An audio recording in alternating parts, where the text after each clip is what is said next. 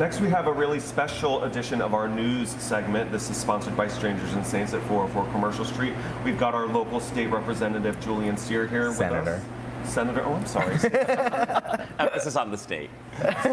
Our state senator, Julian Cyr. Thank you so much for being here with us, Good Julian. to be with you. First of all, Jake Critchley in this room for life. I grew up, I was a little kid, sharing around at the boat slip, watching folks come in, and did the swim 4 times with my family. And actually, our dog did it 1 year. Cute. With several very attractive Serbians as well, who worked for my family at the time. It was quite the swim. But sounds like a blast. I've been a big fan of the show since you boys have, kind of started this off, and it's really grown into something. We've been a big fan of you for quite some time as well. We are your constituents. You are you and 180,000 people across Cape Cod, Martha's Vineyard, and Nantucket. So it's kind of wild, but obviously, my heart's where my hometown is. And Bob, congratulations on being an officiant. Thank you for having me. I too. Oh my God, isn't it phenomenal? It really is. Like such a special thing to be part of, like this moment in someone's life. Right. And when it's a surprise, I think I've done it like 7 or 8 times, but Did you ever do a surprise wedding? Not yet, but it's definitely on my list. Though, like, I'm kind of like always an officiant, never a bride kind of thing, so I probably need to work on that. But it's a real honor to do. I'll have you officiate my surprise wedding, and the surprise is I'm getting married to no one. Surprise! Surprise! Oh, it'd be a good little. Wow. Oh, it's going to be one of those shows, Bob? That's right. Something to look forward to in the off-season, right? Right. So we brought you in to talk about news, mostly because there's so much going on in the world right now. There's a lot, yeah. And we wanted to just have your take on a lot of things. We're going to start by talking about the census. Yeah, on a local level, I know the census is really important to fill out, and we have a really low response rate here in town, especially. We do. So 2020 census, right? This is the big count that determines, one, your representation, right? Federal and state resources, a whole slew of things, comes every 10 years. Unfortunately, we have a federal administration in Washington that is just doing everything they can, I believe, to suppress the count, that we've got here. But here in the Cape and Islands, we've got a unique challenge, in part because we've got such a transient population, and so many of our households are second or third homes, and you've got to count every household. So Barnstable County has a response rate of about 48%, but here in Provincetown, we're just scratching 28% response. Only Truro and Nantucket are lower. So what we've got to get folks to do, if you haven't filled out the census, you need to go online and do it. Just go to census.gov, fill it out. It's super easy.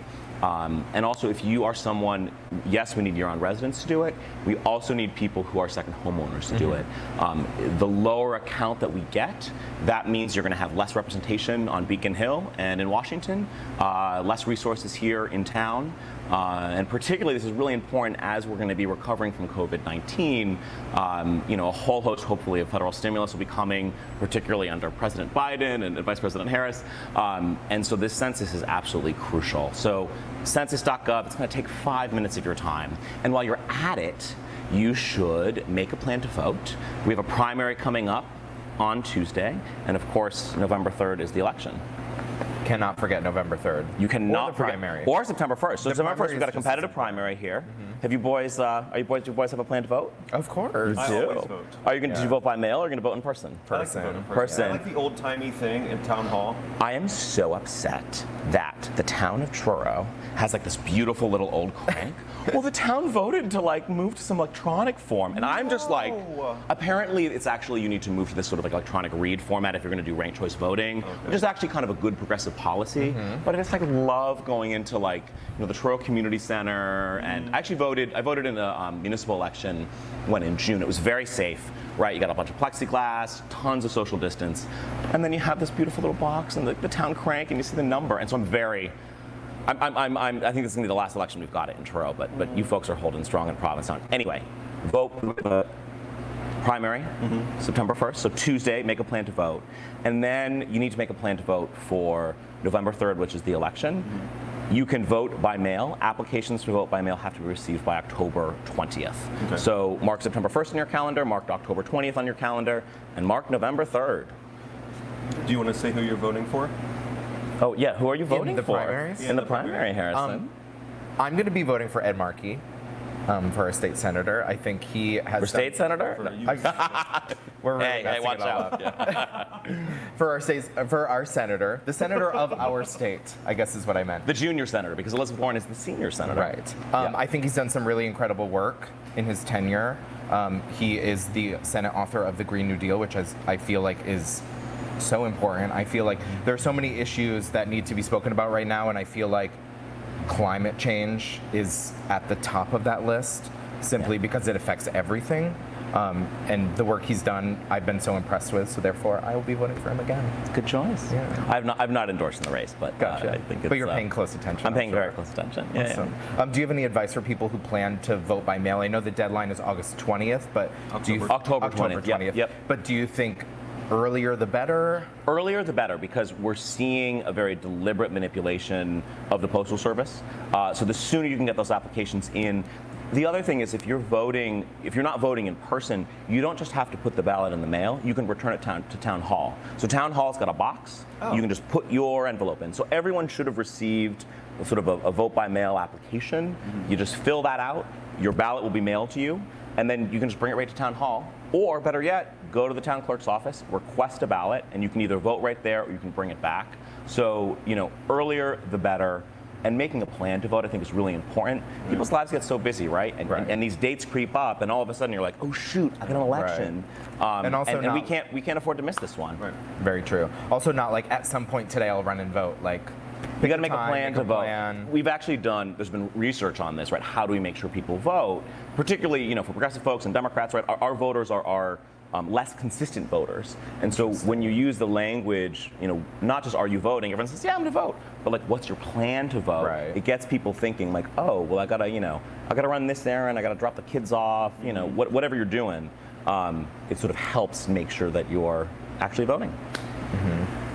I feel like, especially in Massachusetts, people always feel like this is such a safe state, it always goes blue, but there are other things that are so important as far as our representation, our Senate races. Of course, right? Everything every single thing all the way down the ballot is so important. Especially And this if year. we've learned anything, you can't take any of this for granted, right? If you look at the margins from 2016, and there was a whole host of folks who said, the outcomes, the outcomes, we know what the outcome's going to be. I don't need to go vote. Right. And you got an 8,000, 10,000 to vote.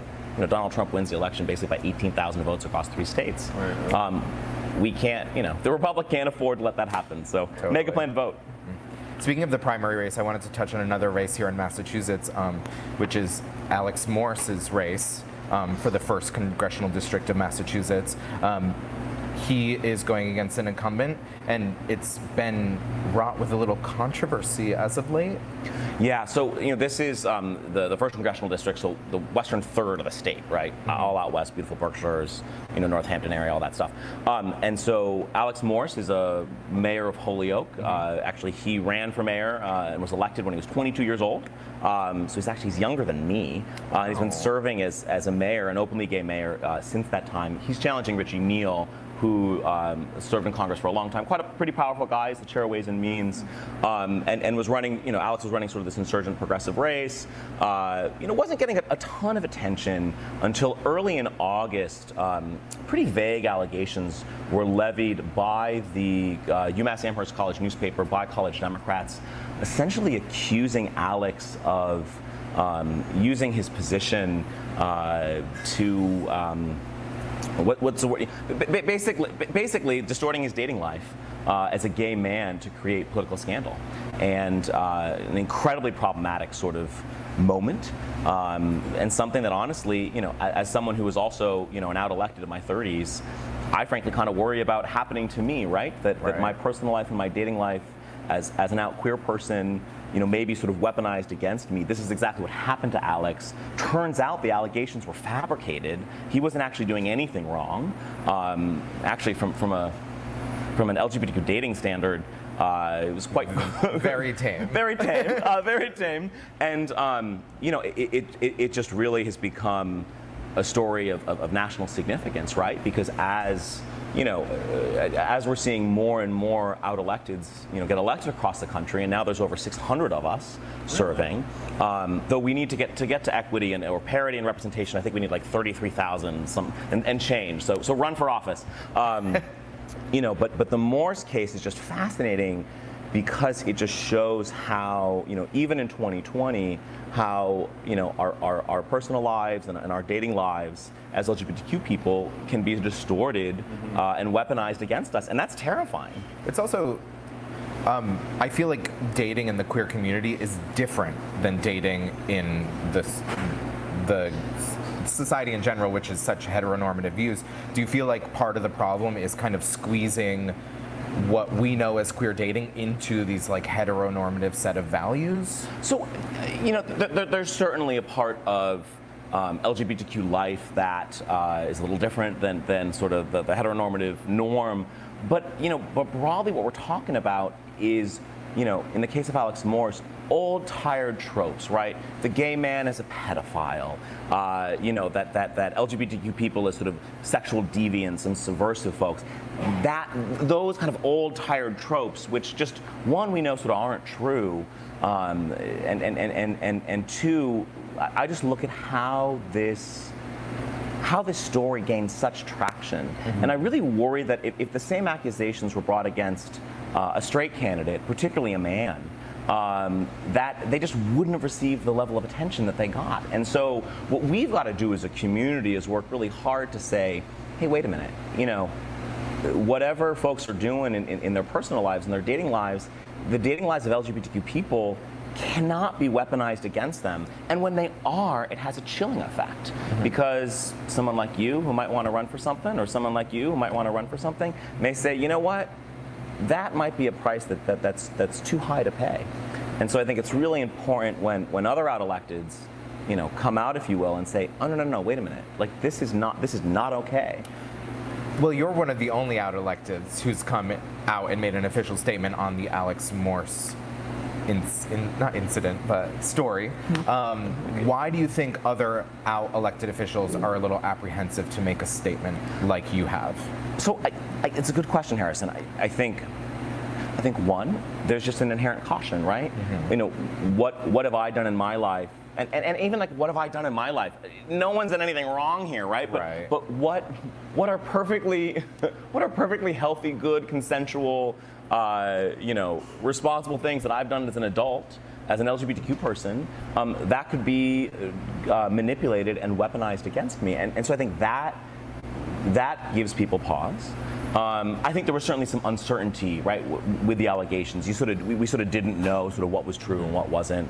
And I do want to give a lot of credit. Organizations, federal organizations like the LGBTQ Victory Fund was right out in front, just saying, hey, look, this is not okay. And there is a long history of this, whether you want to look back historically at Gary Stubbs or Barney Frank, more recently with Katie Hill, who was a congresswoman, from California, who ended up resigning. What we end up knowing, though, in these cases is when the candidates or the elected stick it out, usually cooler heads prevail. I think voters, I think the public actually doesn't care about this stuff as much as the media and sort of the political class cares about it. But what's so difficult when you're in Alex's situation is that real wrenching, awful vulnerability of just feeling that the most intimate parts of your life are being used against you when you've done nothing wrong. And so I think that's why it's really critical. I thought it was really important as sort of someone who's a peer of Alex, right? I mean, I'm a little older, right? I'm 34, I'm not 31 or 32, but look, that if I didn't kind of put a stake in the ground and say, this is not all right, this is not okay, and if we don't change kind of the standard here, then this is going to keep happening to LGBTQ candidates, and that's just unacceptable. I also think it's the way candidates' sex lives and relationships were talked about 30 years ago. It's like we're of a younger generation where dating and sex is so different for us than it was for people 30 years ago, and I hope that the standard has changed because I feel like there's so many people that would potentially consider running for office who would be amazing at that job, like you said, that might be apprehensive because of the things that we've yet to change the bar for what's acceptable. And yes, so dating has changed, but it's changed for everyone, right? It's not just like LGBTQ folks are the only one who's meeting online. Everyone's meeting online. And actually, when it comes to sex, our generation and Generation Z is having less sex by and large, than our parents' generation was, right? So Interesting. when you actually look at what people are doing here, and specifically in the case of Alex Morse, literally just a single person trying to meet someone else and trying to date people. But because he's a gay man, right? Because there's these tired old tropes that the media fixates on, that the political class fixates on, it kind of became this huge big story. Fortunately, we've gotten to the truth of the matter. It's been well publicized. The New York Times did a story on this, and honestly, I think this has become a more competitive race because of this case. And look, I haven't endorsed in the race, but if Alex Morse wins, it'll actually probably be in part because of this story, because it generated so much reaction. I think he raised $500,000, and in the days afterwards. So it's a real interesting case to watch, and for folks who are interested in LGBTQ politics, tune in, September 2nd in the evening, see what happens. But this is really one to watch. He's an awesome guy. I'm a big fan of Alex too. Yeah. Get out and vote, everybody. Please. Register if you haven't registered. Vote. Do it. Well, thank you so much for sitting down with us today. You really added a lot to our news segment. We would not have done nearly as good a job talking about these things. Oh wait, before I do have one little gift for Harrison, not for Bob because he already wears one on the show. But Harrison, you have your own little tank top. Oh my God. It's a Julian Cyr tank top. You can actually buy these if you go to my Instagram, Julian Cyr. They're you can so actually cute. get them. They're adorable. People around town have them. You Bob, know, you've worn it on the show like 20 times. I have one already. Well, you haven't worn it, so there you go. I mean, on the show. I haven't seen it in public. Well, thank you so much, You're Julian. so Thank you for welcome. being here. Thank you for having me. Thank you for doing this. This is a good public service for the And community. Thank you for all of your hard work and all that you do. Yeah. You bet. Cool. Thanks so much.